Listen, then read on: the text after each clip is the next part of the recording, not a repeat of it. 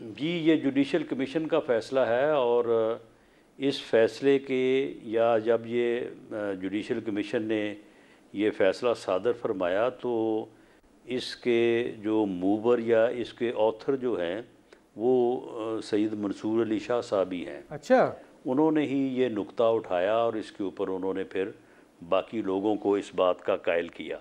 क्या आप नहीं समझते कि चीफ जस्टिस याहिया आफरीदी के बनने के बाद जस्टिस मुनीब और जस्टिस मंसूर अली शाह को एक हाई मॉरल ग्राउंड्स की बुनियाद पर चले जाना चाहिए, जैसे कि दुनिया में भी होता है और पाकिस्तान की पाक फ़ौज में भी ये रवायत कायम है सर?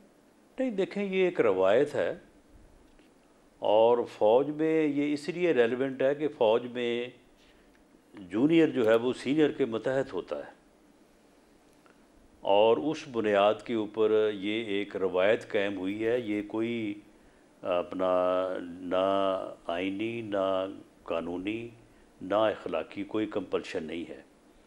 और सुप्रीम कोर्ट में तो वैसे भी इस असूल के ऊपर अमल इसलिए नहीं हो सकता कि सुप्रीम कोर्ट के तमाम जजेस हैं वो दे आर इक्वल, कोई जज दूसरे जज के मुतहत नहीं है,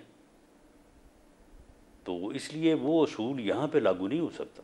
ठीक है सर, लेकिन ये तो पहले भी लागू था कि आइन कॉन्स्टिट्यूशन में चीफ जस्टिस को इख्तियारात नहीं दिए गए थे, सुप्रीम कोर्ट को इख्तियार दिया गया था।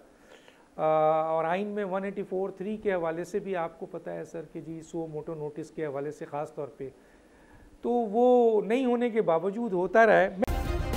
सब्सक्राइब करें और बेल दबाएं ताकि कोई खबर रह न जाए।